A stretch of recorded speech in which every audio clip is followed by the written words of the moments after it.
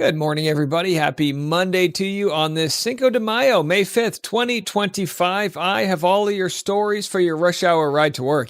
And on today's episode, we will discuss the 151st running of the Kentucky Derby, which horse won, and the announcer that had to withdraw from the announcing because of a peanut allergy. Wiped out by an old cashew. I've got that, plus Lady Gaga.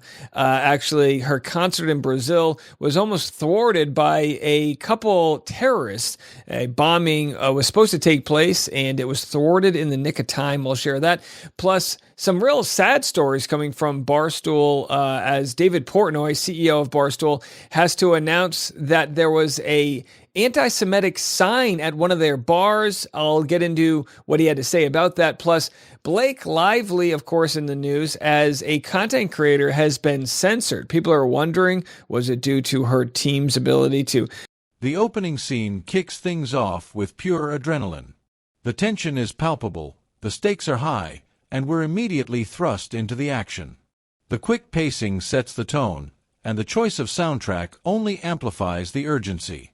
Every frame feels deliberate, as if each second is meticulously crafted to pull you deeper into the story. It's clear from the start that something big is about to go down. And the best part?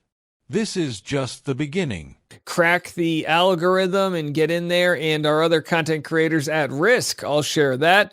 Plus some content over the weekend. Meet the Press. Donald Trump went on it to discuss rising prices, lowering prices, his economy versus Joe Biden's economy. It's a real melee. But the big news is he announces there'll be tariffs on international movies. So looks like no more sisters of the travel hood of the sister.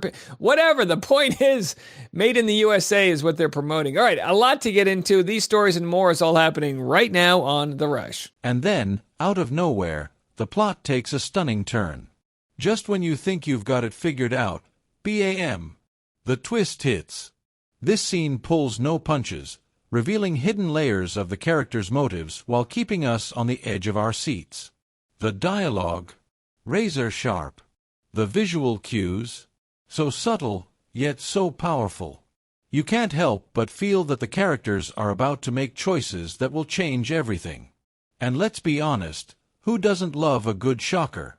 All right, let's dive into the Kentucky Derby. It was a sloppy and muddy race, but that didn't stop people from showing up, except Mike Tirico had to leave. He's one of the, of course, infamous broadcasters we have out there, and he leaves the NBC Kentucky Derby coverage after getting sick. It turns out he had a nut allergy. Here's what his announcer pals had to say. In action. Now, you heard Mike Tirico earlier in that report there. We want to tell you that he does have a nut allergy. He had a reaction earlier today. He is feeling fine now, but he's just going to stay on the sideline. So, Mike, I know you're watching right now. I hope you're feeling better and get back to yourself here very soon.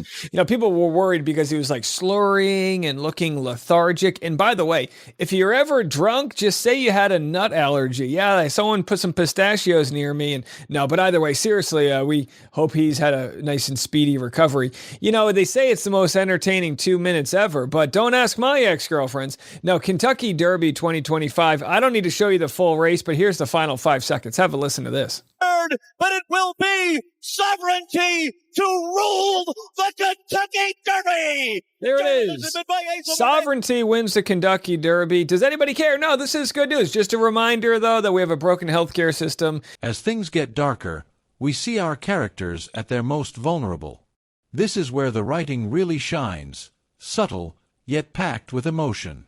The camera work, paired with the actors' performances, creates a perfect storm of vulnerability and raw power. It's not just about what's happening in the scene, but about what's unsaid. These moments dig deep into character development, giving us a look at who they really are under pressure. Pure brilliance in motion. And we treat the horses that win the Kentucky Derby better than we treat everyday Americans. I'm not saying horses shouldn't get health care. I'm just saying maybe we should too. Okie dokie. Let's move it on to Lady Gaga. 2 arrested over a plot to allegedly bomb singer's concert. Police in Brazil claim they disrupted a violent plot to detonate explosives at Lady Gaga's record-breaking free concert that drew an estimated 2 million fans in Rio de Janeiro over the weekend. As it turns out, she didn't even know there was a bomb plot until after the show. And I'm not saying you should expect a bomb plot. I'm just saying when you perform for free in front of 2 million people, God bless the fact that they were able to thwart that. That would have been absolutely devastating. Now, here's a story from Dave Portnoy. There is a video that I did watch of him responding to the anti-Semitic sign that was found at a Barstool bar. The video, his response is it's so full of swears, and I don't blame him, that I can't share it with you. You can go find it online. It would be bleeps galore because it's a very passionate Dave Portnoy, not joking around about an anti-Semitic sign that appeared in one of his bars. Let me tell you something. I agree with Dave Portnoy here. It's absolutely ridiculous that this ever happened. So when you buy like a bottle at these bars, they come out with these stupid signs and you can like write whatever you want. It's always like, Becky says, hey, it's whatever. It's like, whatever. But someone wrote F the Jews. And this is, first of all, absolutely unacceptable. Fast forward, and now we're in the thick of the action. The stakes have escalated, and you can practically feel the intensity radiating off the screen. Every move feels like it could be the last, and every decision carries weight. You're not just watching the characters anymore, you're experiencing it with them. The choreography in this sequence is a masterpiece, blending heart-pounding thrills with a touch of elegance.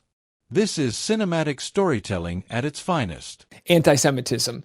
It's rising in our country. For whatever reason, some people feel emboldened that this is speech that you are allowed. I mean, I'm as befuddled as Dave Portnoy is when he responded, and he wanted to know the waitresses that were involved, every single person that thought this was okay. Obviously, the people that bought it, and down the line, I think the waitresses have already been fired, and he was even threatening to expose everybody and said he wants sort of like a proactive anti-Semitism lesson, which is to say he got off the phone with some of the people that were involved and said, explain to me how you're going to prove to me you're not anti-Semitic, whether it be, taking some class, whatever it is. He said, surprise me. And we'll have to see what comes of it. And, it's wild sometimes to see this hiding in plain sight. And it's really tough to discuss some of these heavier topics on the show where we give you like short form content. We really can't dive too deep in it. But I previously covered a few weeks ago how Miss Rachel, the sort of YouTuber who covers all of kids content, she's donated $1 million to World Food Programs USA that's providing 2 million meals to children and families all around the world. Now, there have been some groups that have wanted her investigated. I know this sounds crazy, for being pro-Hamas because she's been raising awareness to all of the kids that are stuck in this real senseless war that's existing right now in Gaza. Well, I wanted to share her update. She posted this today or yesterday. I recently watched a documentary about the children of October 7th.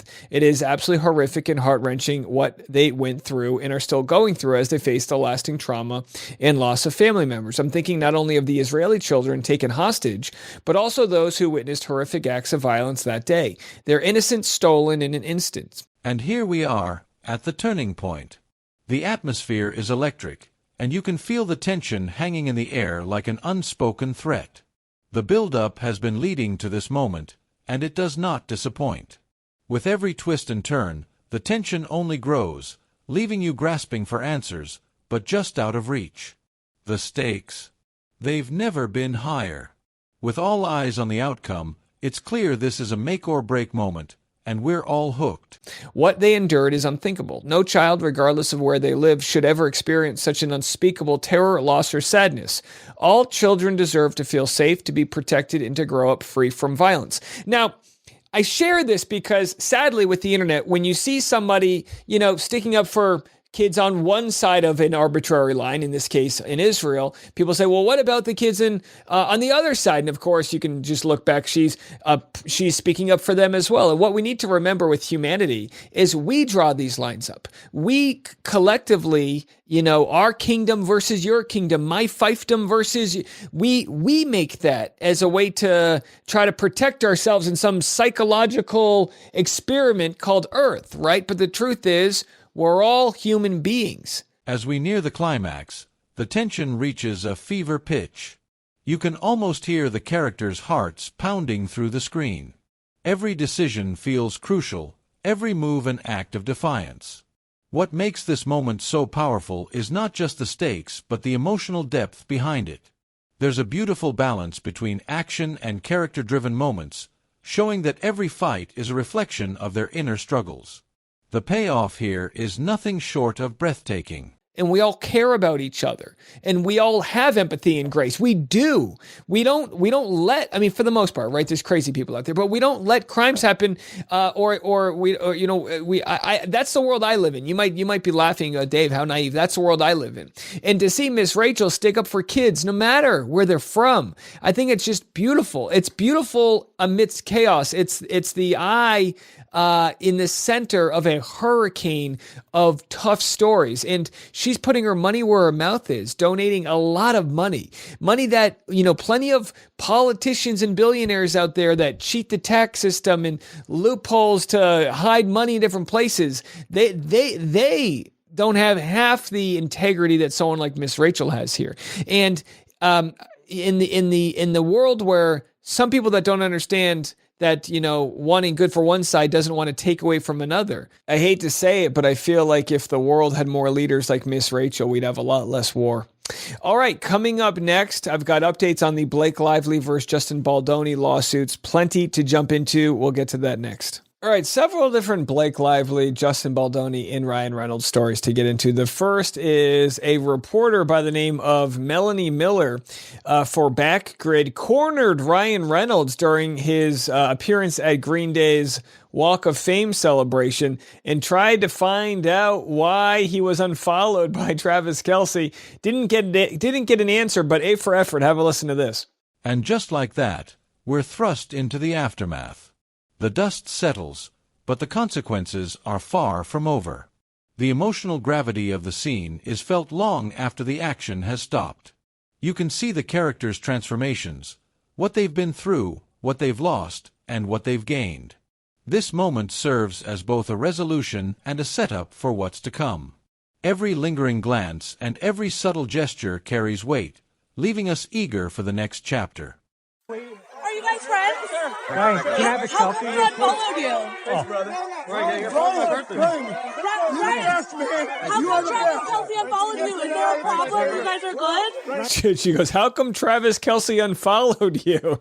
Oh boy, could you imagine just in everyday life, hey, how come that person unfollowed you? Well, because, it's like, I don't know, you ask them. Either way, of course, he's not going to give an answer there. But in other news, Without a Crystal Ball shared this, that Blake Lively was caught lying on Late Night with Seth Meyers, lied about her daughter being born on Napoleon and Jennifer Lawrence's birthday. None of her kids were born on August 15th. Again, is there any importance to this lie or just ticking off another sort of a Blake Livelyism, not telling the truth? Not really sure, but who knows? In other news, we have Bohemian Diva here on TikTok discussing why she believes Justin Baldoni is staying mum while Blake Lively is out doing her things. Now, of course, Blake Lively is promoting her movie, so she's doing a press tour. Justin Baldoni, not so much. But is there more to the story? Have a listen. 2 reasons. Number one, I forgot that according to his faith, they cannot speak ill of anyone, even though it is the truth. Understandable. Point number two is reading the first amended copy of Ku Klux Khalisi's complaint. She pulled shit from like damn near 10 years ago just to use against him. So anything he says now is just going to get twisted. Yeah, I understand. I agree with that as far as why Justin Baldoni's not talking. Why should he? He's got the majority of the internet siding with him, going to bat for him, and he's going to wait for it all to play out in court. He's definitely not going to be getting, sadly, he's not going to be getting cast in any projects while this plays out. He's considered too risque. Imagine if you're, some company that's got $100 million movie you're making. Are you going to bet it on a guy who is going to be going to trial for the next year? Now, you and I might say, yeah, but he's innocent, and that might be the case, but that just goes to show they'd rather cast Brandon Sklenar than Baldoni, and that's part of why he's in this lawsuit, because he's been sort of damaged to the point where he won't be employable. Well, here's an interesting story as posted by Team Justin Baldoni on the subreddit. Not Actually Golden is a content creator who's been known for her really good coverage and legal breakdown on TikTok. Well, some of her TikToks have now been muted. What does this mean?